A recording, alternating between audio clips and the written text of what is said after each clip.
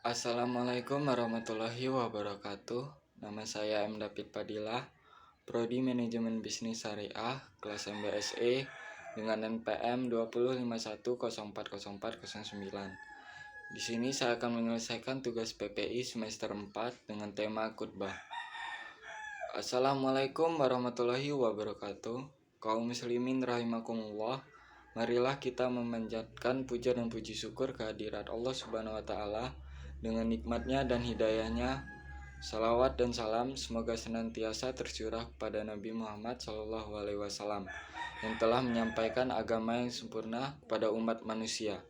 Semoga kita termasuk ke dalam golongan orang yang selalu berpegang teguh dengan sunnah beliau hingga ajal menjemput kita.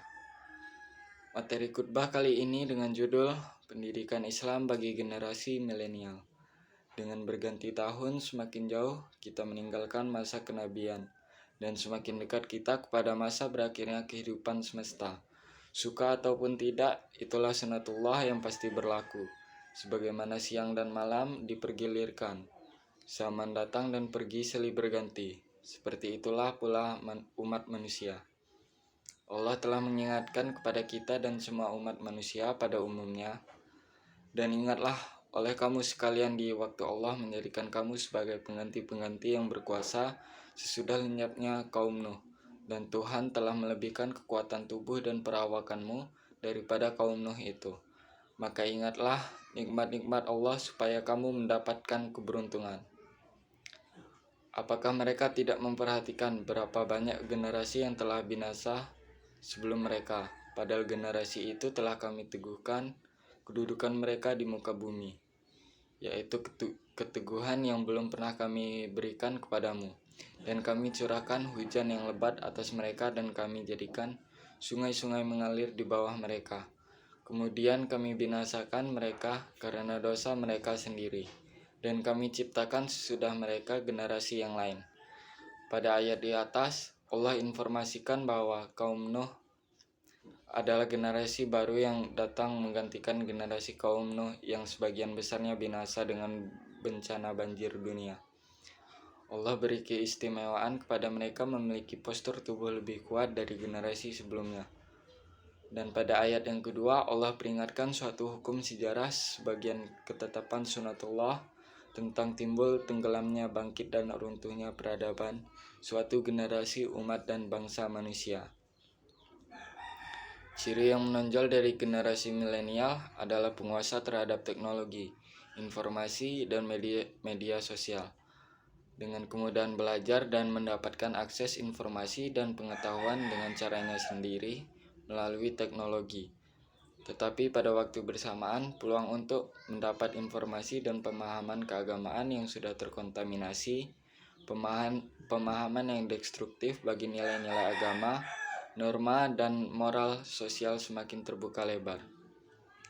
Kaum muslimin rahimakumullah, maka tugas utama generasi tua adalah bagaimana memberi ruang dan kesempatan pendidikan yang layak, patut dan sesuai dengan kemajuan, tantangan dan peluang zaman yang mereka hadapi. Rasulullah bersabda, "Ajaklah manusia berbicara dengan kadar akal mereka." Ali bin Abi Thalib berkata, "Sampaikanlah kepada manusia apa yang bisa mereka pahami. Sudikah kalian Allah dan Rasulnya didustakan manusia karena kesalahan penyampaian kalian?" Umar mengatakan, "Didiklah anak-anak kalian karena sesungguhnya mereka menghadapi suatu zaman yang berbeda dengan zaman kalian ini." Maka demikian yang dibutuhkan sekarang dan seterusnya adalah dakwah dan pendidikan Islam yang senafas. Perubahan zaman yang media utamanya adalah teknologi informasi dan konten-konten yang dibutuhkan semua kalangan manusia, dan terutama dapat menjadi bekal bagi generasi milenial dan menunaikan tanggung jawab mereka sebagai generasi pengganti yang siap memberi solusi terhadap berbagai problema kehidupan umat manusia, khususnya dalam membangun kejayaan umat dan bangsa Indonesia yang menjadi cerminan Islam sebagai rahmatan lil alamin. Kaum muslimin rahimakumullah, demikianlah khutbah yang dapat saya sampaikan. Mudah-mudahan bermanfaat bagi diri saya dan jamaah sekalian. Kita tetap dalam golongan hamba-hamba Allah yang soleh.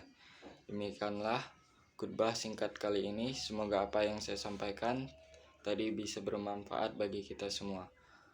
Wassalamualaikum warahmatullahi wabarakatuh.